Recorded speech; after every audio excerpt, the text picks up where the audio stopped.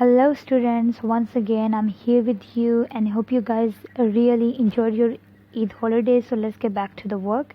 Today we're going to start our second lecture of biology and our today's topic is gaseous exchange in humans.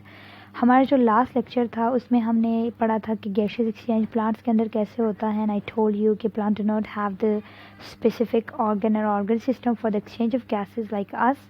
उनमें just कुछ parts होते हैं जो कि exchange of gases में help करते हैं. लेकिन अगर हम बात करें ह्यूमन की जो हमारे मैमल्स हैं उनकी अगर बात की जाए तो we have the proper system for the exchange of gases and this system is known as respiratory system. और आज हम उसी सिस्टम को डिस्कस करेंगे, उन तमाम ऑर्गन्स को डिस्कस करेंगे जो एक्सचेंज ऑफ गैसेस में अपना रोल प्ले कर रहे होते हैं. So let's take a start. आज का जो हमारा टॉपिक है वो क्या है कि gaseous exchange in humans.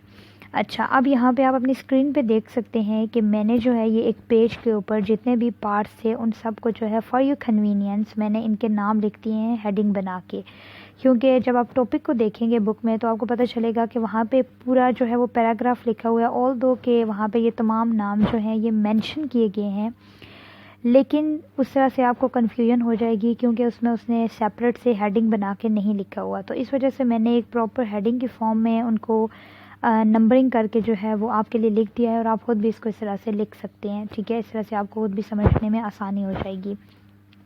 Okay, सो आज का जो हमारा टॉपिक है मैंने आपको पहले भी बता दिया कि गैशियस एक्सचेंज इन ह्यूमन है. अब गैशियस एक्सचेंज इन ह्यूमन की जब हम बात करते हैं तो बेसिकली हम इसको 2 पार्ट्स में डिवाइड कर लेंगे. एक तो हमारे आ जाते हैं लंग्स. ठीक है, हम लंग्स के अंदर जो मैकेनिज़्म है पूरा एक्सचेंज ऑफ गैसेस का उसको तो हम बाद में डिस्कस करेंगे. उससे पहले जो हमारे 2 पार्ट्स मैं आपको बता रही हूँ उनमें एक आ जाता है air passage way and the second one is lungs.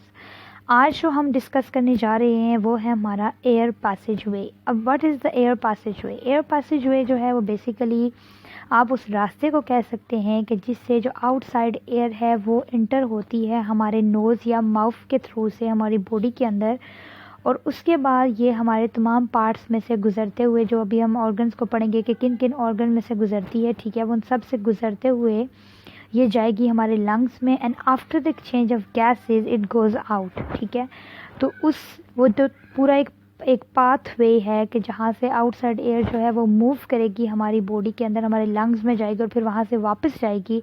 उस पाथवे को कहते हैं एयर पैसेज वे. ठीक है, ओके. अब आपको यहाँ पे नज़र आ रहे होंगे जो पार्ट्स के नाम लिखे हुए हैं ये बेसिकली वही पार्ट्स हैं जो कि इस एयर पैसेज वे के अंदर आते हैं, जिसमें सबसे पहला आ जाता है नेज़ल कैविटी. सबसे पहला पार्ट आ जाता है नेज़ल कैविटी. सेकंड पे आएगा फेरिंग्स नेज़ल कैविटी के बाद. उसके बाद है ग्लॉटिस जो कि एक नैरो सी ओपनिंग होती है and it is covered by a flap epiglottis, यानी कि एक कवरिंग जो है जो इस ग्लॉटिस को कवर करती है उसको क्या कहते हैं? एपिग्लॉटिस. ओके, ग्लॉटिस के बाद जो हमारे पास नेक्स्ट पार्ट आएगा एयर पैसेजवे के अंदर that is known as larynx. इसको वॉइस बॉक्स भी बोला जाता है एंड मैं आपको बाद में बताती हूँ कि इसको क्यों वॉइस बॉक्स भी कहा जाता है. उसके बाद जो हमारा नेक्स्ट पार्ट आ जाता है दैट इज़ ट्रेकिया जिसको विंड पाइप भी कहा जाता है. ट्रेकिया के बाद है ब्रोंकाई. ब्रोंकाई के बाद है ब्रोंक्यूज. उसके बाद है alveolar ducts and the last one is alveoli. Okay, so ये वो तमाम पार्ट्स हैं जो कि इस एयर पैसेजवे के अंदर आते हैं. So let's take a start. अच्छा, अब सबसे पहले जो आज का हमारा टॉपिक है गैशियस एक्सचेंज इन ह्यूमंस, उसमें हम क्या पढ़ने लगे हैं इन पार्ट्स के बारे में.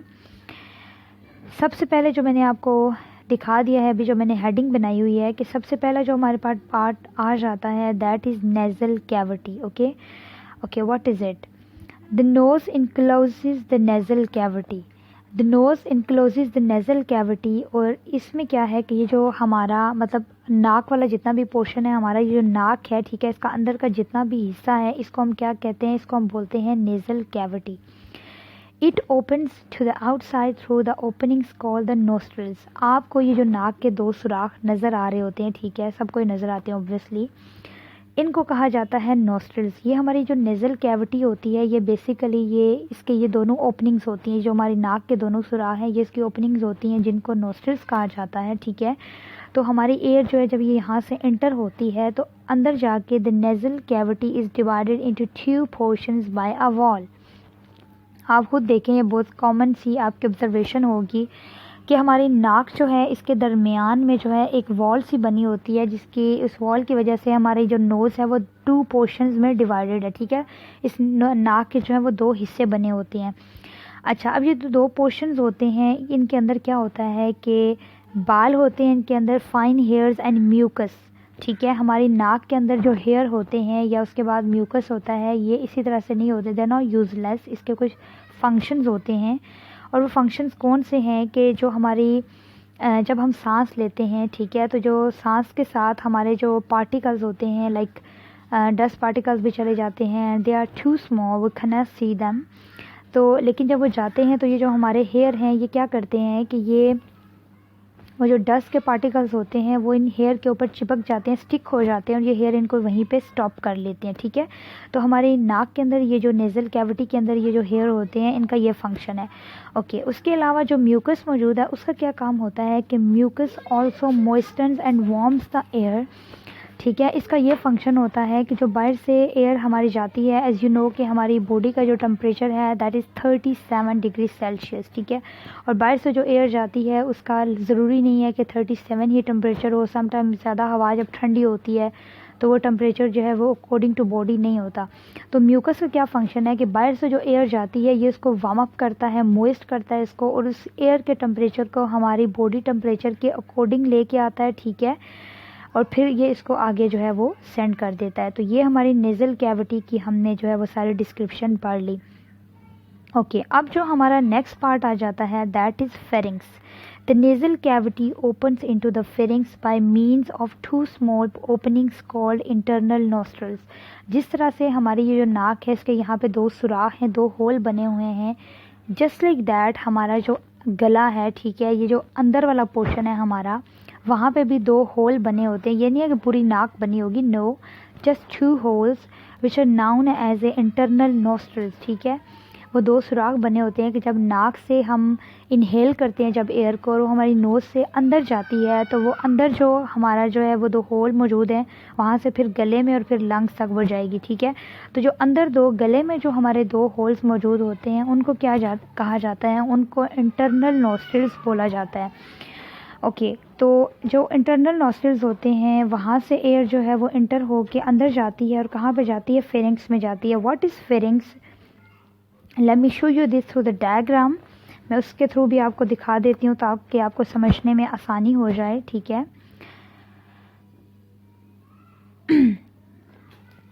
ओके, सो ये आप देख सकते हैं, ये आपको नेज़ल कैविटी नज़र आ रही है, ये आपको नोस्ट्रल्स दिखा रहा होगा, ठीक है। इस साइड से अगर आप देखें तो फेरिंग्स को उसने इंडिकेट किया आपको, this is known as a pharynx. Pharynx क्या है, it is the common opening for both food and air. ये दोनों चीज़ों के लिए, मतलब ये कि जब आप खाना खाते हैं वो भी फेरिंग्स में जाता है, वहाँ से हो के आगे जाता है, और जब आप सांस लेते हैं तो वो नॉस्ट्रल्स के थ्रू से जो एयर होती है वो भी फेरिंग्स में से ही गुजरती है। सो फेरिंग्स क्या है, it is a common way और common opening for both food and air, ठीक है। अच्छा, ये आप फेरिंग्स को देख रहे होंगे, तो ये होता है फेरिंग्स। तो ये जो नॉस्ट्रल है, यहाँ से एयर जब अंदर की साइड पे आती है तो जो अंदर 2 इंटरनल नॉस्ट्रल्स होते हैं वहाँ से एयर इंटर हो जाती है इस फेरिंग्स के अंदर।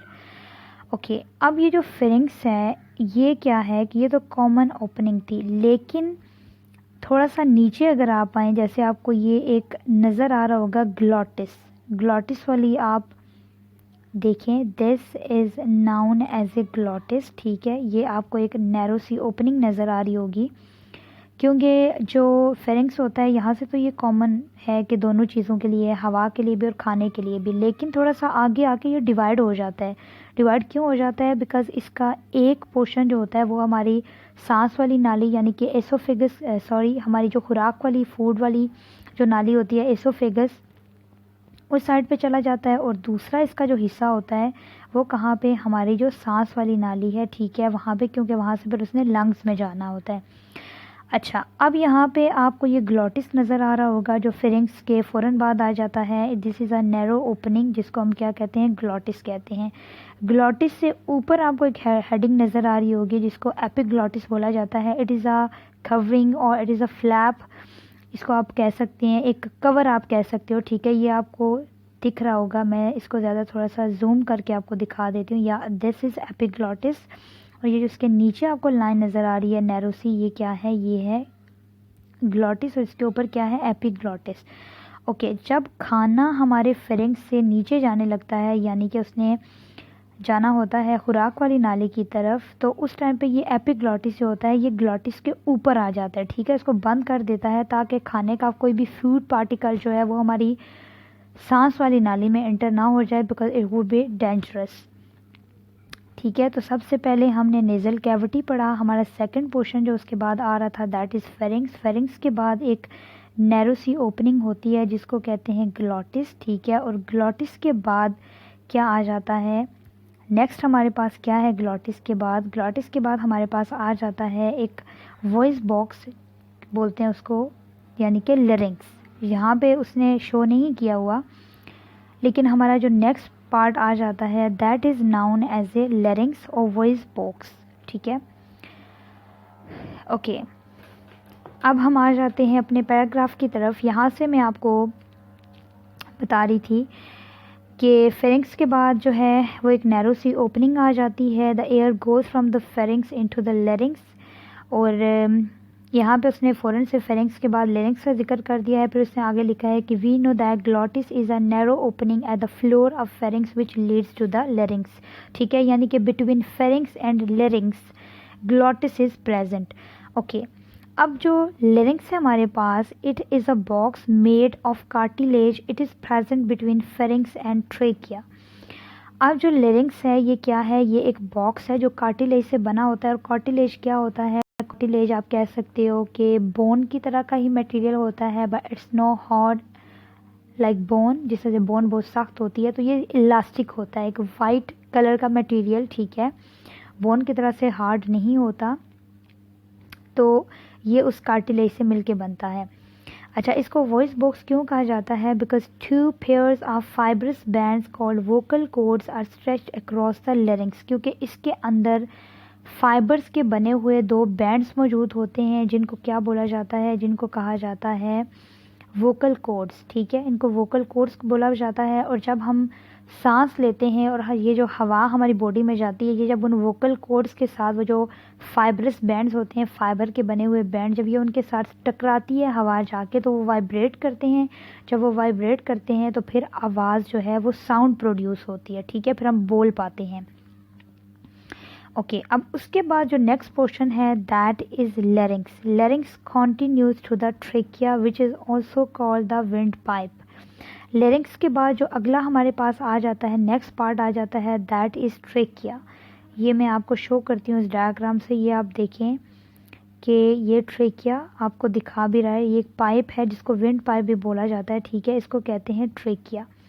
ट्रेकिया क्या है, it is about 12 centimetre long tube which lies in front of the oesophagus. Oesophagus यानी कि ये जो ट्रेकिया के आपको पीछे पोर्शन नज़र आ रहा है, जिसमें ये थोड़ा सा आपको येलोवी सा कलर भी नज़र आ रहा है यहाँ पे, ऑल दो कि उसने इसको हेडिंग से मेंशन नहीं किया, दैट इज़ एसोफेगस, और इसके सामने जो है ये ट्रेकिया मौजूद है, ठीक है।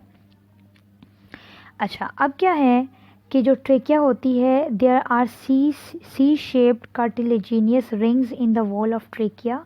The cartilage keep the trachea from clasping even when there is no air in it. अब यहाँ पे आपको ये एक रिंग की तरह के सर्कुलर से स्ट्रक्चर नज़र आ रहे होंगे, ठीक है। ये सर्कुलर से स्ट्रक्चर आपको नज़र आ रहे होंगे, वाइट कलर के जो बैंड से आपको शो हो रहे होंगे इस ट्रेकिया के साथ। ये क्या होते हैं कि ये सी शेप्ड कार्टिलेज, यानी कि ट्रेकिया भी जो है वो कार्टिलेज से मिलके बना हुआ एक पाइप सा होता है, वाइट इन कलर। और ये कार्टिलेज से बना होता है, उसका फंक्शन क्या होता है कि जब उसमें से एयर गुजर नहीं भी रही तभी वो क्लैस्प ना करे, इस वजह से जो है ये इसमें इलास्टिसिटी होती है, इसमें लचक पाई जाती है। ओके, ट्रेकिया जो है उसके बाद हमारा जो नेक्स्ट आ जाता है, on entering the chest cavity the trachea divides into 2 smaller tubes called bronchi.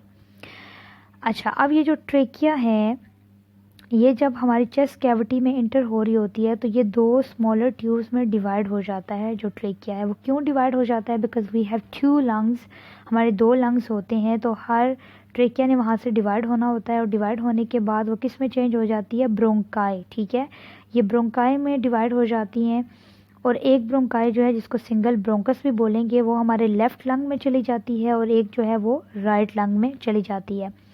Okay, अब क्या होता है कि ब्रोंकाई जब इंटर होती हैं हमारे लंग्स के अंदर, तो लंग्स में इंटर होने के बाद जो है ये मज़ीद डिवाइड होना शुरू हो जाती है। ठीक है, ये लंग्स में जाने के बाद जब मज़ीद डिवाइड होती है, छोटी छोटी मज़ीद फाइन ट्यूब्स में चेंज होती है, तो उसको बोलते हैं ब्रोंक्यूल्स। ठीक है, उसको फिर क्या कहते हैं? ब्रोंक्यूल्स कहते हैं। The bronchioles progressively lose the cartilage as they become narrower. Bronchiole जो होती हैं फिर ऐसा ऐसा उनके अंदर से कार्टिलेज जो है वो ख़त्म होना शुरू हो जाता है।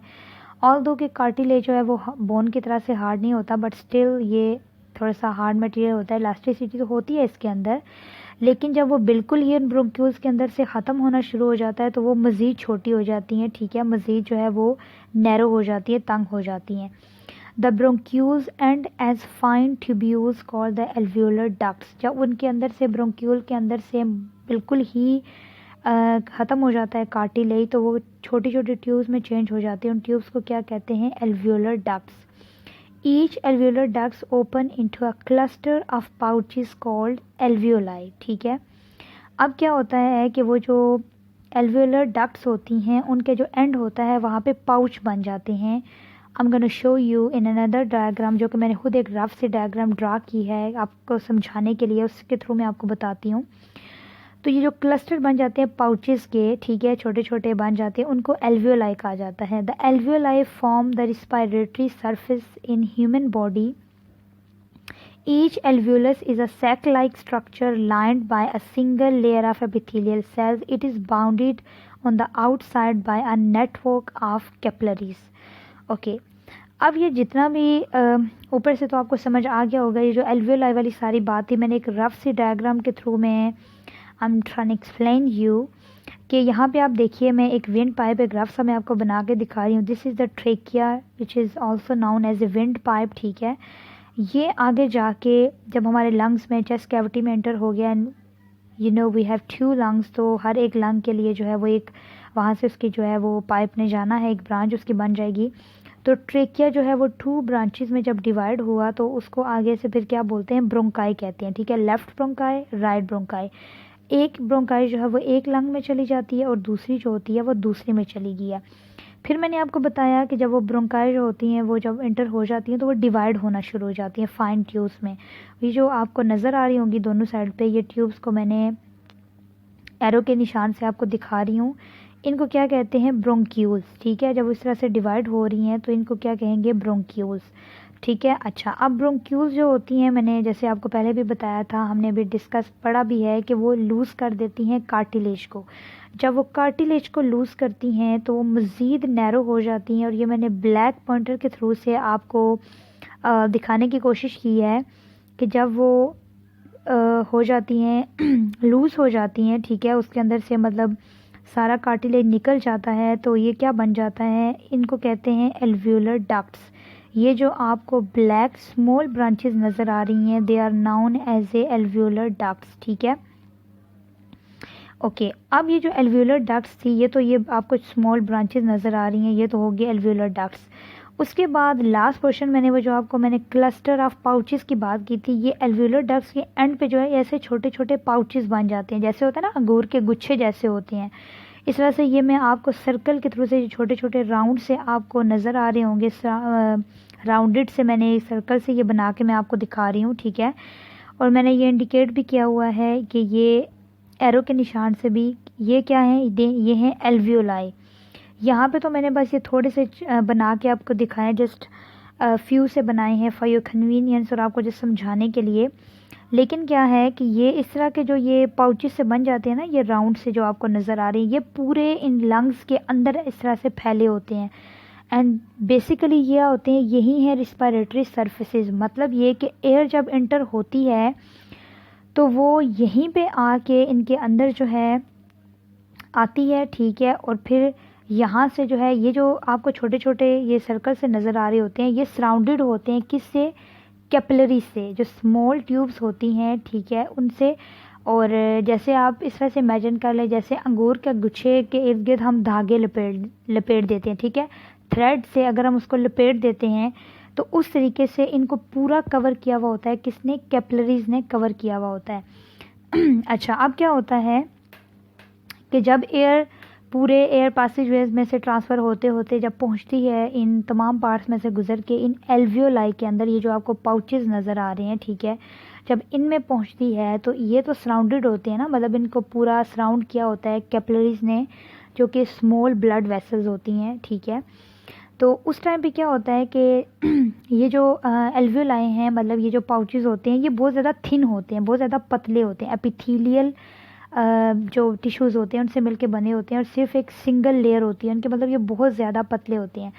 तो इनमें जब एयर आती है तो वो एयर यहाँ से डिफ्यूज़ होके इंटर हो जाती है उन कैपिलरीज़ के अंदर। वो जो ब्लड कैपिलरीज़ हैं, स्मॉल ब्लड वेसल्स हैं, टिनी ब्लड वेसल्स हैं, उनके अंदर यहाँ से एयर डिफ्यूज़ होके उसमें चली जाती है, ठीक है। जब वो वहाँ से एयर उसमें जाती है तो वो कैपिलरीज़ क्या करती हैं, वो दोबारा से जॉइन होके और फिर बाकी जो ब्लड वेसल्स बनती हैं वो, मतलब क्योंकि एयर आती है ना, सॉरी, ब्लड जो है वो हार्ट से लंग्स में आता है प्योर होने के लिए।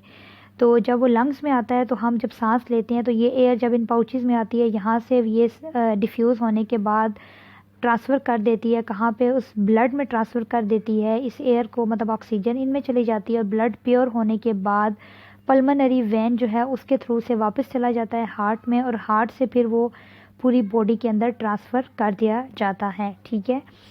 तो ये था हमारा आज का जो एयर पासेज वे के जितने भी पार्ट्स वगैरह थे वो सारे मैंने बताए आपको।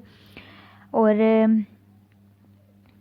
एक दफ़ा से मैं फिर आपको रिकॉल करवा देती हूँ कि ये मेन जो टॉपिक मैंने लिखा हुआ है फॉर योर कन्वीनियंस, आप इस तरह से लिख के और फिर हर पार्ट की डिटेल चेक कर लें, आपके लिए ज़्यादा इजी होगा। हमने एयर पासेज वे को क्या कहा कि ये वो पाथ वे है कि जिसके थ्रू से जो आउटसाइड एयर होती है वो इंटर होती है हमारी बॉडी के अंदर, ठीक है। Outside air comes in the lungs and after the exchange of gases it goes out. उस पाथ वे को कि जिसके थ्रू से बाहर से एयर हमारी बॉडी में एंटर होती है, तमाम पार्ट्स में से गुजरती है, हमारे लंग्स में जाती है और वहाँ से वापस चली जाती है।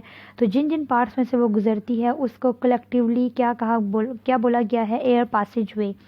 इसके मेन पार्ट्स मैं आपको दोबारा से बता देती हूँ। नेज़ल कैविटी है, फिर फेरिंक्स है, फिर ग्लॉटिस है, फिर लिरिंक्स है, then trachea, bronchi, bronchioles, alveolar ducts and alveoli. इसकी डिटेल मैंने आपको बता दी है सारी, ठीक है, कि किस तरह से इन तमाम पार्ट्स में से एयर जाती है। हमारा जो नेक्स्ट लेक्चर होगा उसमें हम लंग्स के बारे में पढ़ेंगे, और उसमें हम ये देखेंगे कि जब बाहर से एयर आती है तो हमारे लंग्स जो होते हैं वो किस तरह से एक्सपेंड होते हैं, फिर कैसे कॉन्ट्रैक्ट होते हैं, मतलब हमारा जो मैकेनिज़्म है ब्रीदिंग का वो किस तरह से हो रहा है। होप सो कि आपको समझ आ गया होगा, but still if you have any question, if you have any Curie, you can ask me, और इसी ग्रुप के अंदर यू कैन आस्क क्वेश्चंस, ठीक है। अगर आपको कुछ समझ नहीं आता feel free to ask questions, और फिर उसके बाद जो है वो आपने इस तरह से लिख के जो है वो अपनी आसानी के लिए इस तरह से उसकी समरी एक बना लेनी है, तमाम टॉपिक को सम अप कर लेना है, ठीक है। और दोबारा मैं आपको यही कह रही हूँ कि अगर आपको नहीं समझ आता हो तो kindly don't hesitate, don't feel hesitation to ask question, it is your right, you can ask questions and have a great day.